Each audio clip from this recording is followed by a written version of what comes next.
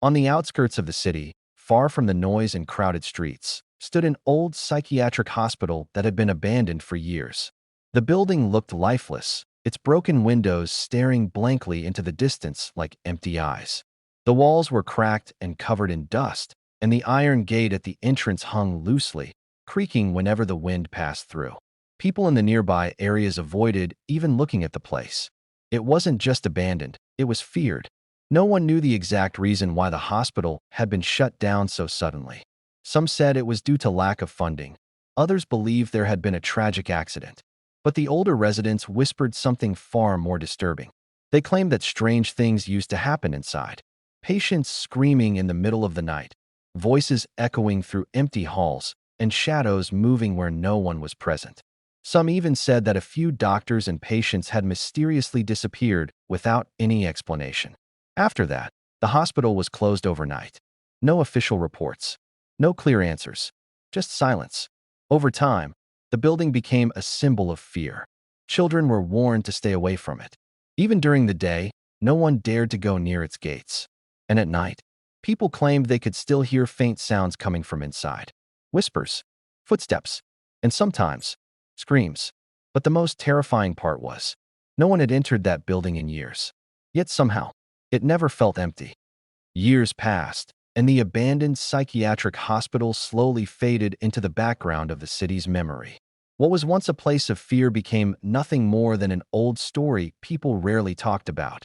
Until one day, everything changed. A sudden government announcement shocked everyone. The hospital was going to reopen. According to officials, the building would be renovated and turned into a modern psychiatric facility. They claimed that the old rumors were nothing more than superstition, and it was time to bring the place back to life. But not everyone was convinced. The older residents of the area warned against it. They insisted that some places were better left untouched. However, their voices were ignored. Soon, a new team was assigned to take control of the project. Among them was Dr. Zainab, a talented and confident psychiatrist known for her calm nature and strong belief in science over superstition. She had heard the rumors about the hospital, but she didn't believe in them. "To me, it's just an old building," she told her colleagues. Nothing more. When she first arrived at the site, the atmosphere felt strange. The large iron gates were slowly opened after years of being sealed. As they creaked, a cold wind rushed out from inside, as if the building had been holding its breath for a long time. Dr. Zainab paused for a moment. A slight chill ran down her spine, but she quickly composed herself and stepped forward. Workers began cleaning and repairing the place, trying to bring life back into the dead structure. Still, there was something unsettling in the air, something that didn't belong. And as the hospital slowly came back to life, it felt like something else inside it was waking up too. As the renovation work continued, the hospital slowly began to look less abandoned. Broken windows were replaced, walls were repainted, and the corridors were cleaned after years of dust and decay. On the surface, everything seemed to be improving. But for Dr. Zainab, something still felt wrong. From the very first day, she couldn't ignore the strange atmosphere inside the building. It wasn't something she could explain with logic. The air felt unusually cold, even in areas where sunlight entered freely. At times, it felt as if the temperature would suddenly drop without any reason. The silence was even more disturbing.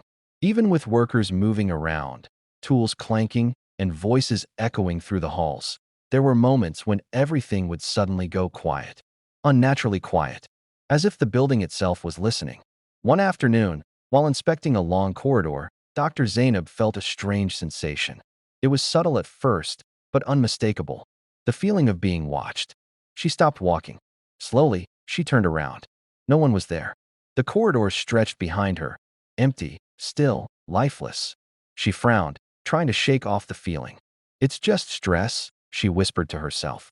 But as she continued walking, her footsteps echoed louder than usual. Then suddenly, another sound, a second set of footsteps. Soft, delayed, following her. She froze. The sound stopped. Her heart began to beat faster as she listened carefully. Nothing. Just silence again. Dr. Zainab forced herself to keep moving, trying to stay calm. But deep inside, she knew something wasn't right. Because no matter where she went in the hospital, it always felt like she wasn't alone. As the renovation work continued, The hospital slowly began to look less abandoned. Broken windows were replaced, walls were repainted, and the corridors were cleaned after years of dust and decay. On the surface, everything seemed to be improving. But for Dr. Zainab, something still felt wrong. From the very first day, she couldn't ignore the strange atmosphere inside the building. It wasn't something she could explain with logic. The air felt unusually cold, even in areas where sunlight entered freely. At times, it felt as if the temperature would suddenly drop without any reason. The silence was even more disturbing. Even with workers moving around, tools clanking, and voices echoing through the halls, there were moments when everything would suddenly go quiet. Unnaturally quiet, as if the building itself was listening. One afternoon, while inspecting a long corridor, Dr. Zainab felt a strange sensation. It was subtle at first, but unmistakable. The feeling of being watched. She stopped walking. Slowly, she turned around. No one was there.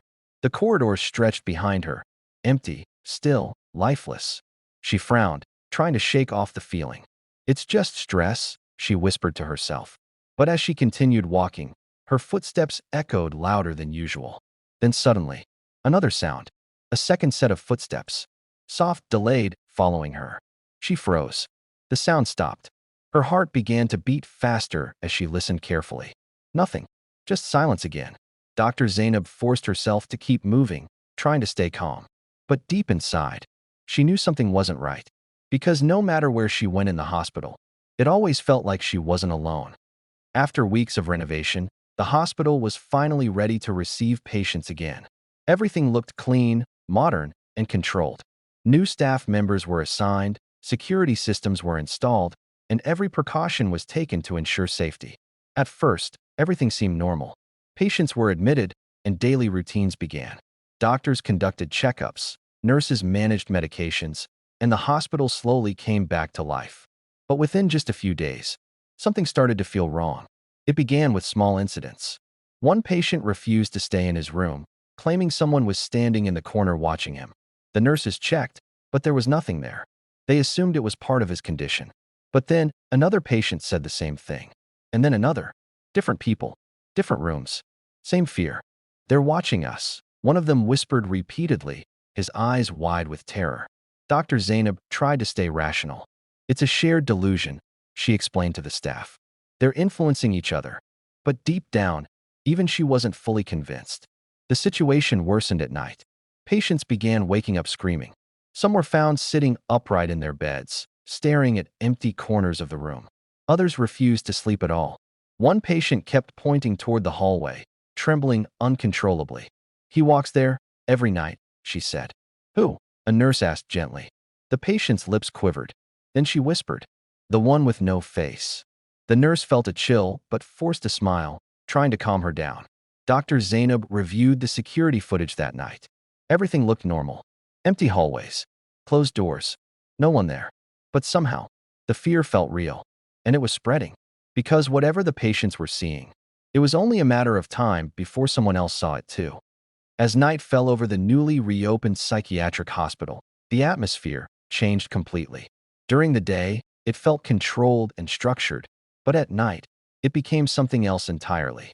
Heavier, colder, more alive. Dr. Zainab stayed late in her office, reviewing patient reports and behavioral notes. The building was almost empty now, except for a few night staff members patrolling the corridors. At first, everything seemed quiet. Too quiet. Then, faint sounds began to echo through the hallways. A soft creak. Footsteps in the distance. Dr. Zainab paused and looked up from her files. "Maintenance again?" she muttered, trying to ignore it. But then it happened again. This time louder. A distant scream. She stood up immediately, her heartbeat quickening. She opened her office door and stepped into the corridor. The hallway was empty. Bright fluorescent lights flickered above her, casting unstable shadows on the walls. "Hello," she called out. No response. Only silence. Then, another scream. Closer this time. She quickly walked toward the source, passing empty rooms and locked doors. Nurses on night duty also looked confused, reporting that they hadn't seen anyone leave their rooms. But the sounds kept continuing. Screams, whispers, faint cries for help. Yet when they checked the rooms, nothing. No patients were missing. No signs of disturbance. Everything appeared normal, and that made it even more terrifying, because something was clearly happening, but no one could see it. Dr. Zainab checked the CCTV footage immediately. All cameras showed empty hallways. No movement, no intruder, nothing. But as she watched the screen carefully, for just a single second, a shadow passed behind her on the live feed. Even though she was standing alone in front of the monitor, she slowly turned around. The corridor behind her was empty, but the air felt different now, like something had just walked past her without making a sound. After the disturbing night of screams and unexplained sounds, Dr. Zainab could no longer ignore the growing unease inside the hospital. What started as small incidents had now turned into something far more serious. The patients were terrified, the staff was confused, and the building itself felt like it was hiding something. The next morning, Dr. Zainab decided to personally investigate the older sections of the hospital, areas that had been sealed off during renovation. These parts were supposed to be cleaned and unused, but something about them still felt active. With a flashlight in hand, she walked down a narrow, dusty corridor. The air grew colder with every step. Paint peeled from the walls, and old warning signs still hung in place, faded but readable. At the end of the corridor, she found a heavy iron door that had not been opened in years. It was locked, but strangely, the lock looked recently disturbed. With the help of maintenance staff, the door was finally forced open. Inside was a room filled with old medical files, broken equipment, and dusty patient records scattered everywhere. Some files were marked classified, while others had strange symbols written across them. Dr. Zainab picked up one file and froze. Inside were photographs of patients from decades ago. But what shocked her most was not the patients. It was the repeated presence of the same face appearing in almost every file. A staff member behind her whispered, "These are the experimental cases. They were never supposed to be kept." Zainab turned another page. It described unethical psychiatric experiments conducted years ago, experiments involving sensory deprivation, psychological manipulation, and isolation techniques that went far beyond medical ethics. Some patients reportedly never recovered, and some were never seen again. As she read further, her hand started trembling, because at the bottom of the file, there was a recent entry, dated just a few days ago. Before she could react, the lights in the room flickered, and for a split second, she felt something standing right behind her. Breathing. Slow. Close. But when she turned around, no one was there. After discovering the terrifying hidden room and the classified medical files, Dr. Zainab could no longer ignore the growing fear inside her. Something in the hospital was not just disturbing, it was alive in a way she could not explain. That night, she stayed inside the hospital longer than usual. Most of the staff had already left, and only emergency lights were on. The corridors were quiet, but it was not a peaceful silence. It felt heavy, like the building itself was watching her. Dr. Zainab tried to focus on her reports, but her mind kept going back to the file she had found. The repeated face, the experiments, the strange recent entry, everything pointed to something deeply wrong. At around midnight, she decided to walk through the corridor again. She needed to convince herself that nothing supernatural was happening. As she moved down the hallway, the lights above her flickered slightly. Her footsteps echoed loudly in the empty space. Every door she passed was closed, except one. A patient room door slowly creaked open. She stopped. "Hello," she called out carefully. No response, only silence. She slowly stepped closer and peeked inside the room. It was empty, but then she noticed something strange. On the wall inside the room, a shadow appeared. At first, it looked normal, just a shape created by the flickering light. But then it started moving. Not randomly, but deliberately. It shifted slowly across the wall, growing darker, thicker, more human-like. Dr. Zainab froze. The shadow was not matching anything in the room. There was no source, no person, no object that could create it. Her breath became uneven as she stepped back slowly. The shadow began stretching toward the door as if it had noticed her. And then, for a brief second, she heard it. A whisper, very close, behind her. But when she turned around quickly, the corridor was empty. Yet the feeling remained. Something was inside the hospital now, and it was no longer hiding. After the terrifying encounter with the moving shadow, Dr. Zainab could no longer trust her own senses. What she had seen in the hospital corridor was impossible. yet it felt completely real. But the more she tried to convince herself that it was just stress or exhaustion, the more the strange events increased. The following day, she reported everything to the senior administration. However, when she mentioned the moving shadow, they quietly dismissed her concerns. One of the officials even suggested she take a break, implying that the pressure of reopening the hospital might be affecting her mental health. This deeply disturbed her. For the first time, Zainab began questioning her own mind. Was she really seeing something unnatural, or was she losing her grip on reality? That night, she decided to review her own movements using the hospital's security footage. She wanted proof, something concrete to confirm that she was not imagining things.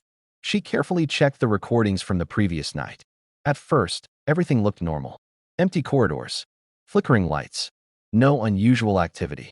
But then, she saw herself walking down the hallway. She paused the video, rewound it, played it again. Everything was accurate, until the moment she reached the patient room. In the footage, she stopped at the door, stood completely still, and then suddenly turned around as if reacting to something behind her. But what shocked her most was this. The camera showed nothing behind her. No shadow, no movement, nothing at all. Yet in real life, she clearly remembered seeing something moving on the wall. Her breathing became unsteady as confusion took over her mind. If the cameras showed nothing, then what did she see? And if the hospital was not hiding anything, then why did it feel like something was watching her from inside the footage itself? That night, Zainab realized something terrifying. Either the hospital was lying, or her own mind could no longer be trusted. And both possibilities were equally horrifying.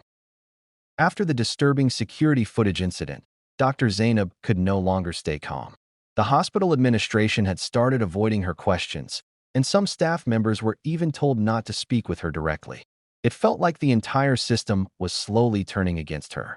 That evening, an emergency lockdown was suddenly announced in the hospital due to a technical security issue. All exits were sealed, and patients were instructed to remain in their rooms. The corridors became silent, but this silence felt different, heavier, more unnatural, as if the building itself had stopped breathing. Dr. Zainab noticed something strange during the lockdown. Some patient doors were opening and closing on their own, even though no one was nearby. The lights in the psychiatric wing flickered in a pattern that seemed almost intentional. She tried to contact the control room, but the communication system was dead. Then she heard it again, the same slow breathing sound, not from the hallway this time, but from inside the intercom speakers. "Doctor," a faint whisper came through the static. Zainab froze. The voice continued, distorted and broken. "You opened it. Now it cannot be closed." Suddenly, all the doors in the corridor locked automatically with a loud metallic sound. Clang. She ran toward the emergency exit, but the doors wouldn't open. Panic began to rise as she realized she was trapped inside the psychiatric wing alone. Then, every monitor in the corridor turned on at once. And on each screen, she saw the same image. A dark, empty room. And inside it, a single chair. Slowly, a shadow began forming on that chair. But this time, it was not on the wall. It was sitting. Zainab backed away in horror as the lights went out completely. In total darkness, she heard footsteps approaching her from every direction. Slow, steady, surrounding her. And then a voice, very close to her ear, whispered, "You are part of the experiment now." Complete darkness. Dr. Zainab stood frozen as the whisper faded into silence. The words still echoed in her mind. "You are part of the experiment now." Around her, the hospital felt alive, breathing, shifting, watching. Suddenly, emergency lights flickered back on, revealing an unfamiliar corridor that did not exist before. The structure of the hospital seemed different, almost altered. Walls that were once straight now appeared twisted, and doors led to places she had never seen in her years of working there.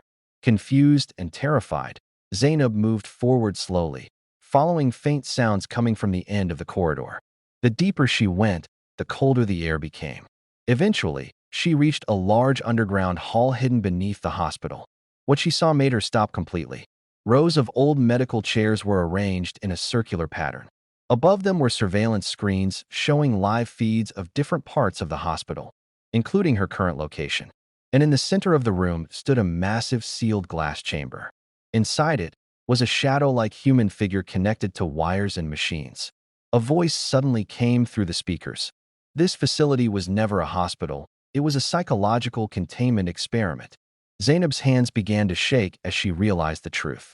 The patients, the hallucinations, the shadows, it was all part of controlled psychological testing on fear, isolation, and perception. Then the voice continued. Subject Z01 has fully synchronized. The monitors switched again.